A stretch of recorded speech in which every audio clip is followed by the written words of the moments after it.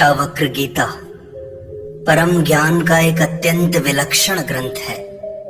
यह ग्रंथ राजा जनक के 3 प्रश्नों से प्रारंभ होता है। राजा जनक ऋषि अष्टावक्र से पूछते हैं, हे प्रभु, ज्ञान की प्राप्ति का उपाय क्या है? मेरी मुक्ति किस प्रकार होगी? वैराग्य कैसे मिलेगा? आप कृपा करके मुझे बतलाइए। अष्टावक्र उत्तर देते हुए कहते हैं, प्रिय राजन, यदि तुम मुक्ति चाहते हो तो विषयों को विष के समान जानकर छोड़ दो और क्षमा, सरलता, दया, संतोष एवं सत्य का अमृत के समान सेवन करो। तुम न पृथ्वी हो, न जल हो, न अग्नि हो, न वायु हो और न तो आकाश ही हो। मुक्ति के लिए तुम अपने आप को इन सब का साक्षी एवं चित स्वरूप जानो। यदि तुम देह को अलग करके अपनी चित स्वरूप आत्मा में पूर्ण रूप से स्थित हो जाओ तो अभी के अभी तुम सुखी, शांत एवं बंधन से मुक्त हो जाओगे। न तो तुम ब्राह्मणादि वर्ण हो, न ब्रह्मचर्य आदि आश्रमी हो और न तो तुम दृश्य ही हो। तुम असंग हो, निराकार हो, विश्व साक्षी हो। अतः तुम निश्चिंत हो जाओ। ओ अनंत, धर्म, अधर्म एवं सुख दुख का केवल मन से ही संबंध है, तुमसे नहीं। तुम न करता हो, न भोगता हो। तुम स्वरूपतः नित्य मुक्त हो। तुम संपूर्ण दृश्य प्रपंच के एकमात्र दृष्टा एवं सर्वदा सर्वथा मुक्त ही हो। तुम्हारा बंधन यही है कि तुम दृष्टा को अपने से पृथक समझते हो। दृष्टा अपने आप से पृथक नहीं हो सकता, क्योंकि वह दृश्य हो जाएगा। मैं करता हूं, इस अभिमान रूप महान अजगर ने तुमको डस लिया है। मैं अकर्ता हूं, इस विश्वास रूप अमृत का पान करके तुम सुखी हो जाओ। मैं एक एवं विशुद्ध बोध स्वरूप हूं। इस महान निश्चय की आग से अज्ञान का घोर जंगल जलाकर तुम शोक रहित एवं सुखी हो जाओ। जिस अधिष्ठान आत्मा में, रज्जु में सर्प के समान यह संपूर्ण विश्व कल्पित होकर भान हो रहा है, वह आनंद, परमानंद बोध स्वरूप तुम ही हो। अतः सुख से विचरण करो। जिस चित्त में मैं मुक्त हूं ऐसा अभिमान होता है, वह मुक्त है। और जिसमें मैं बद्ध हूं ऐसा अभिमान है, वह बद्ध है। यह लोकोक्ति सत्य है कि जैसी मति वैसी गति। आत्मा, साक्षी, विभु, पूर्ण, अद्वितीय, मुक्त, चेतन, निष्क्रिय, असंग, निष्प्रिय एवं शांत है। वह भ्रम से ही संसारी मालूम पड़ता है। मैं कर्ता, भोक्ता, चिदाभास जीव हूं। इस भ्रम को तथा बाह्य और आभ्यंतर भेदभाव को छोड़कर तुम अपने आप को अद्वितीय बोध स्वरूप कूटस्थ अनुभव करो। हे वत्स, तुम चिरकाल से देहाभिमान के फंदे में फंस रहे हो। मैं बोध स्वरूप हूं। इस ज्ञान की तलवार से उसे काटकर सुखी हो जाओ।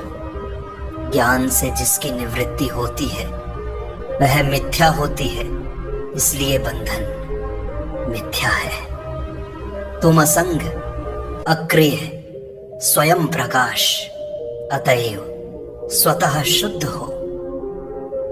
तुम्हारा बंधन तो यही है कि तुम समाधि का अनुष्ठान करते हो। स्वस्वरूप सर्वाधिष्ठान है, स्वतः सिद्ध है, साध्य नहीं है।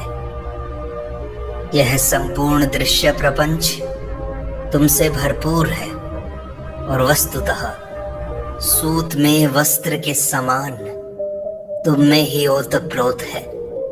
तुम शुद्ध बुद्ध स्वरूप हो। तुम क्षुद्र चित्त मत बनो।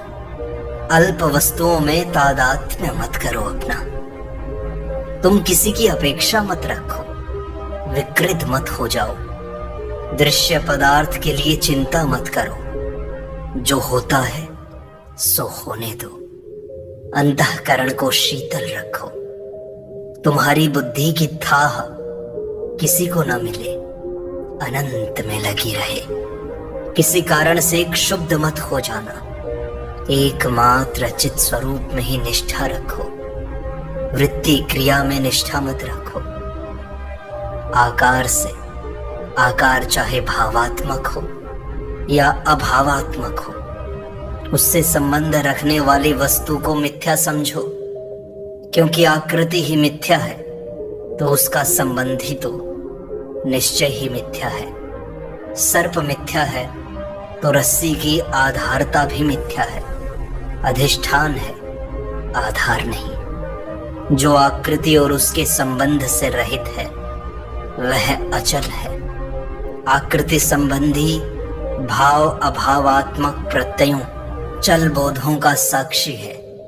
इस तत्व का उपदेश प्राप्त कर लेने पर पुनर्जन्म की संभावना मिट जाती है। जैसे दर्पण में दिखने वाले रूप में बाहर और भीतर एकमात्र दर्पण ही है, ठीक वैसे ही इस शरीर के संबंध में भी है। इसके बाहर भीतर भी एकमात्र परमेश्वर ही है। जैसे दर्पण के भीतर प्रतिबिंब शरीर प्रतीति मात्र है, वैसे ही एक रस सच्चिदानंद आत्म तत्व में यह जगत और शरीर है। जैसे एक सर्वगत आकाश ही घड़े के भीतर और बाहर स्थित है, वैसे ही देश काल और वस्तु के परिच्छेद से रहित सजातीय विजातीय स्वगत भेद शून्य परमार्थ सत्य ब्रह्म ही समस्त दृश्य पदार्थों के बाहर और भीतर स्थित है। आकाश की अनंतता की दृष्टि से जैसे घट कोई वस्तु नहीं है, वैसे ही ब्रह्म दृष्टि से दृश्यमान पदार्थ कोई वस्तु नहीं है। आश्चर्य है, मैं तो शुद्ध शांत ज्ञान स्वरूप एवं प्रकृति से सर्वथा परे हूं। इतने समय तक अज्ञान ने ही मुझे दुनिया के बखेड़े में फंसा रखा था। जैसे मैं अकेला ही इस शरीर को प्रकाशित करता हूं, वैसे ही संपूर्ण जगत को भी शरीर के साथ संपूर्ण जगत प्रकाश्य है। एकमात्र मैं प्रकाशक हूं, इसलिए संपूर्ण जगत मेरा है। एक शरीर को मेरा मानना अज्ञान है अथवा कुछ भी मेरा नहीं है। बड़े आश्चर्य की बात है कि मैं शरीर वो संपूर्ण दृश्य जगत का परित्याग करके किसी अनिर्वचनीय कौशल से वर्तमान क्षण में ही परमात्मा का दर्शन कर रहा हूं। दृश्य को बाधित कर देना ही वह कौशल है। स्वतः सिद्ध दृष्टा का बोध ही उसका दर्शन है। जैसे तरंग, फेन और बुदबुदे जल से भिन्न नहीं है, वैसे ही यह दृश्यमान प्रपंच भी आत्मसत्ता से पृथक नहीं है, क्योंकि यह आत्मा से ही प्रकाशित है। प्रकाश्य का अस्तित्व प्रकाशक की अपेक्षा पर ही निर्भर है। आपेक्षिक सत्ता वास्तव में मिथ्या ही है। जैसे विचार करने पर वस्त्र तंतु मात्र ही है, पृथक नहीं, वैसे ही विचार करने पर यह संपूर्ण विश्व केवल आत्मसत्ता ही है। जैसे मिठास गन्ने के रस में कल्पित है और रस से व्याप्त ही है, वैसे ही यह संपूर्ण विश्व मुझ में कल्पित है और मुझ में ही व्याप्त है। मिठास की अनुभूति में रसना उपाधि है, इसलिए उसकी सत्ता अपेक्षित अतएव मिथ्या है। सत्य वस्तु की अनुभूति किसी भी इंद्रिय अथवा वृत्ति रूप उपाधि की अपेक्षा नहीं रखती, अतः वह स्वतः सिद्ध और सर्वत्र है। अपने आप को न जानने से जगत की सत्यता की प्रतीति होती है, अपने आप को जान लेने पर नहीं होती। रस्सी को न जानने से सांप की प्रतीति होती है, जानने पर नहीं होती। मेरा निज स्वरूप है प्रकाश, ज्ञान। मैं उससे पृथक नहीं हूं। जब जब यह विश्व प्रकाशित होता है, तब तब मेरे प्रकाश से ही, ज्ञान की सत्ता से ही पृथक पृथक ज्ञेय भासित होते हैं। ज्ञेय निरपेक्ष जो शुद्ध ज्ञान है, वही अपना स्वरूप है। आश्चर्य है कि जैसे सीप में चांदी, रस्सी में सांप एवं सूर्य की किरणों में जल की प्रतीति होती है, वैसे ही यह अज्ञान कल्पित विश्व मुझ में भास रहा है। जैसे मिट्टी में घड़ा, जल में तरंग और स्वर्ण में कड़ा समा जाता है, वैसे ही मुझसे प्रकाशित यह विश्व मुझ में ही समा जाएगा। मैं धन्य हूं, मुझे नमस्कार है, क्योंकि मेरा कभी विनाश नहीं है। ब्रह्मा से लेकर तिनके तक संपूर्ण विश्व का नाश होने पर भी मैं स्थित रहता हूं। मैं धन्य हूं, मुझे नमस्कार है, क्योंकि मैं देहधारी होने पर भी अद्वितीय हूं और न कहीं जाता हूं न आता हूं, संपूर्ण विश्व में व्याप्त होकर स्थित हूं। मैं धन्य हूं, मुझे नमस्कार है। मेरे समान चतुर और कोई नहीं है, क्योंकि मैं तो शरीर का तो स्पर्श नहीं करता और चिरकाल से विश्व को धारण किए हूं। मेरा कुछ नहीं है, अथवा जो कुछ वाणी और मन का विषय है, वह सब मेरा ही तो है। ज्ञान, ज्ञेय और ज्ञाता वास्तव में तीनों नहीं है। जिस अधिष्ठान में अज्ञान से यह त्रैत प्रतीत होता है, वह माया मल से रहित शुद्ध ब्रह्म मैं ही हूं। आश्चर्य है कि समस्त दुख का एकमात्र कारण द्वैत ही है, उसकी कोई दूसरी दवा नहीं है। बस ऐसा बोध ही उसकी दवा है कि यह संपूर्ण दृश्य मिथ्या है और मैं अद्वितीय शुद्ध एवं चिदानंद स्वरूप हूं। मैं वस्तुतः बोध स्वरूप हूं। अपने स्वरूप के अज्ञान से मैंने उपाधि की कल्पना कर ली है। मिथ्या दृश्य को सत्य मानकर उससे तादात्म्य कर लिया है। नित्य ऐसा विचार करते रहने पर यह स्वयं सिद्ध हो जाता है कि मेरी स्थिति निर्विकल्प में है। न तो कभी मुझे बंधन हुआ और न तो मोक्ष। कितने आश्चर्य की बात है कि मुझ में संपूर्ण विश्व की प्रतीति होने पर भी वह वस्तुतः मुझ में नहीं है। आश्रयहीन होने के कारण मुझ शुद्ध आत्मा के साथ आश्रय आश्रयी भाव संबंध न होने से भ्रांति स्वयं शांत हो गई। यह निश्चय है कि शरीर के साथ यह संपूर्ण विश्व कुछ भी नहीं है और आत्मा शुद्ध चिन्ह मात्र है।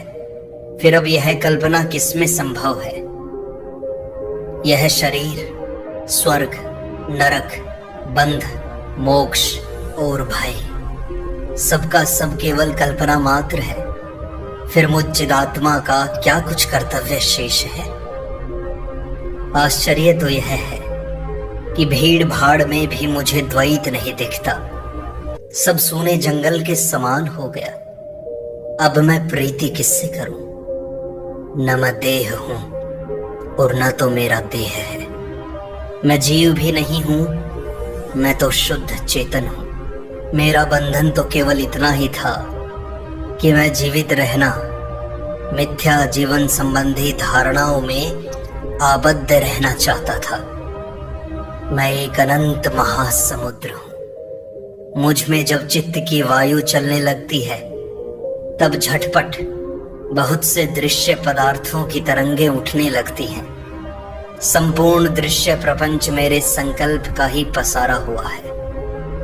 मैं एक अनंत महासमुद्र हूं। जगत जहाज है और जीव व्यापारी। जब उसके दुर्भाग्य से चित्त रूपी वायु शांत हो जाता है, तब जगत का जहाज नष्ट हो जाता है। बड़े आश्चर्य की बात है कि मुझ अनंत महासमुद्र में बहुत सी जीव रूपी तरंगे स्वभाव से ही उठती हैं, आपस में टकराती हैं, लहराती हैं और समा जाती हैं। तुमने अद्वितीय अविनाशी आत्मा को तत्व से जान लिया है। तुम आत्मज्ञ हो, धीर हो, फिर धन कमाने में तुम्हारी प्रीति क्यों है? जैसे सीप को न जानने से भ्रांति सिद्ध चांदी का लोभ होता है, वैसे ही अपने स्वरूप को न जानने से ही विषयों में सत्यत्व भ्रांति के कारण प्रीति होती है। जिस अधिष्ठान चैतन्य में यह संपूर्ण विश्व तरंगों के समान स्फुरित हो रहा है, वह मैं ही हूं। ऐसा जानकर भी तुम दीनहीन के समान, विषयों के समान धूप में क्यों दौड़ रहे हो? मैं अत्यंत सुंदर शुद्ध चैतन्य हूं। ऐसा गुरु एवं शास्त्र से श्रवण करके भी जो जननेन्द्रिय संबंधी विषय भोग में अत्यंत आसक्त है, उसे मलिनता की प्राप्ति होती है। यह बड़े आश्चर्य की बात है कि संपूर्ण दृश्य पदार्थों में अपने को और अपने में समस्त दृश्य पदार्थों को जानने वाले विवेकशील पुरुष के चित्त में भी ममता बनी रह जाती है। ऐसा सर्वथा नहीं होना चाहिए। सजातीय विजातीय स्वगत भेद शून्य अद्वैत वस्तु में निष्ठा होने पर एवं नित्य मुक्त स्वरूप आत्मा का दृढ़ निश्चय होने पर बड़े आश्चर्य की बात है कि पूर्वाभ्यास के कारण तुम काम के अधीन होकर विकल हो जाते हो। ज्ञान का शत्रु है काम। शरीर संबंधी सारे पदार्थ मृत्युग्रस्त हैं। बड़े आश्चर्य की बात है कि इस बात को जानकर भी तुम कमजोर हो जाते हो और भोग की आकांक्षा करते हो।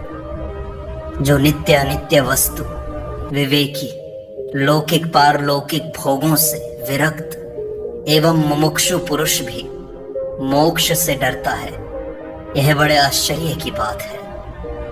धीर पुरुष तो चाहे कोई भोग दे अथवा पीड़ा, सर्वदा केवल आत्म दृष्टि रखता है, न तुष्ट होता है न रुष्ट। महापुरुष तो कर्म में लगे हुए अपने शरीर को दूसरे के शरीर के समान समझता है। चाहे कोई स्तुति करे चाहे निंदा, उसे क्षोभ क्यों होगा भला? स्थित प्रज्ञ एवं आश्चर्य रहित पुरुष इस विश्व को जादू का खेल समझता है। मौत को सामने देखकर भी भला वह क्यों डरेगा?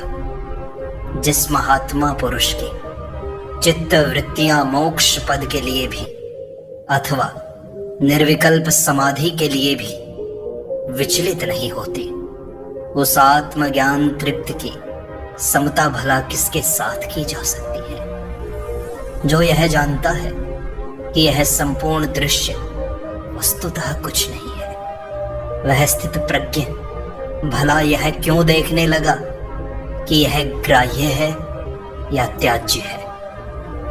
जिसने अपने अंतःकरण से वासनाओं का रंग धो दिया है, सुख दुख आदि द्वंद्वों को भगा दिया है और आशा तृष्णा की गंध से अछूता है, उसके सामने प्रारब्धवश भोग आए चाहे न आए, उसे न सुख होता है न दुख। यह सत्य है कि स्थित प्रज्ञ आत्मज्ञानी पुरुष भी भोग के खेल खेलता है, परंतु संसार का भार ढोने वाले मूढ़ों के साथ उसकी कोई तुलना नहीं है। इंद्र आदि सारे देवता जिस पद की प्राप्ति के लिए अत्यंत दीन हो रहे हैं, बड़े आश्चर्य की बात है कि उसी पद पर स्थित होकर तत्वज्ञानी हर्ष रूप विकार को नहीं प्राप्त होता। यद्यपि धुएं से आकाश धूमिल सा मालूम पड़ता है, परंतु वास्तव में वह ऐसा नहीं है। ऐसे ही तत्वज्ञ पुरुष का पुण्य पाप से भीतर बाहर किसी प्रकार का कोई संस्पर्श नहीं होता। जिस महापुरुष ने इस तत्व का साक्षात कर लिया है कि यह संपूर्ण जगत आत्म स्वरूप ही है, यदि वह स्वेच्छानुसार बर्ताव करे तो उसे भला कौन रोक सकता है। ब्रह्मा से तिनके तक 4 प्रकार के प्राणियों में एकमात्र तत्वज्ञ पुरुष की वह शक्ति है कि वह इच्छा और अनिच्छा दोनों प्रकार का त्याग कर सके।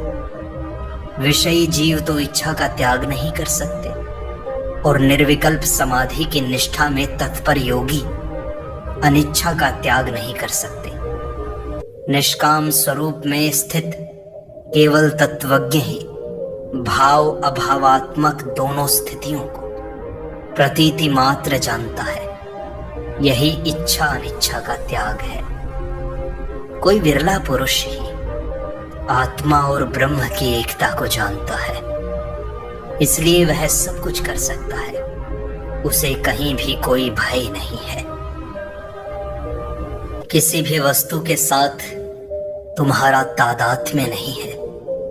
तुम स्वयं शुद्ध हो, फिर क्या छोड़ना चाहते हो? व्यष्टि अथवा समष्टि शरीर को इसी प्रकार विचार के द्वारा छोड़ते हुए तुम मुक्त हो जाओ। जैसे समुद्र से बुदबुद उठते हैं, वैसे ही तुमसे यह दृश्य पदार्थ उदय हो रहे हैं। इस प्रकार एकमात्र आत्म सत्ता को ही जानकर तुम धीरे धीरे निर्विकल्प शांत एवं मुक्त हो जाओ। यद्यपि जगत प्रत्यक्ष दिखाई दे रहा है, तथापि यह तुम्हारे शुद्ध स्वरूप में सर्वथा ही नहीं है। यह तो रज्जु में सर्प के समान दिखाई देने लगा है। ऐसा निश्चय करके तुम मुक्त हो जाओ। तुम पूर्ण हो। तुम यह जानकर कि सुख दुख आशा निराशा जीवन और मृत्यु समान ही है, मुक्त हो जाओ। मैं आकाश के समान अनंत हूं और यह प्राकृतिक जगत घट के समान है। ऐसी अवस्था में न तो जगत का त्याग है, न ग्रहण है और न तो लय ही है। यही ज्ञान है। मैं महासमुद्र के समान हूं और यह प्रपंच तरंग के समान। यह ज्ञान है। ऐसी अवस्था में न तो इस प्रपंच का त्याग है, न ग्रहण है, न रूप है। मैं सीप के समान हूं और मुझ में रजत के समान विश्व की कल्पना हुई है।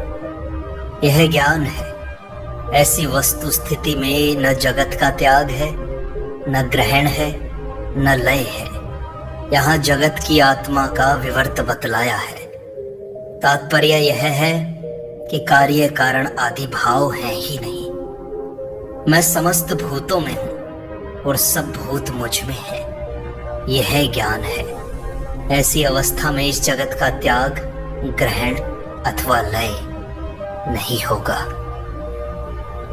मुझ अनंत महासमुद्र में मन की वायु से प्रेरित होकर जगत रूप नौका इधर उधर घूमती रहती है। इससे मुझे कोई चिढ़ नहीं है। मुझ अनंत महासमुद्र में यह जगत की तरंग स्वभाव से ही उठे या न उठे, न तो इससे मेरी वृद्धि होती है और न ही क्षति। मुझ अनंत महासमुद्र में यह विश्व केवल कल्पना मात्र है। मैं अत्यंत शांत और नाम रूप से रहित हूं। यही मेरी निष्ठा है। शरीर आदि में मैं आत्मा नहीं हूं और न तो मुझ अनंत शुद्ध आत्मा में शरीर आदि है। शरीर और आत्मा का व्याप्य व्यापक भाव नहीं है, वास्तव में द्वैत है ही नहीं। अतः मुझ में न तो आसक्ति है न स्पृहा, मैं अक्षुब्ध शांत हूं, यही मेरी निष्ठा है। कैसा आश्चर्य है कि मैं केवल चित स्वरूप हूं और यह जगत इंद्रजाल के समान है। अब मुझे क्यों किसमें त्याज्य और ग्रहण की कल्पना हो। इस प्रकार अष्टावक्र गीता के 3 भाग की श्रृंखला का पहला भाग समाप्त होता है। शेष अगले अंक में।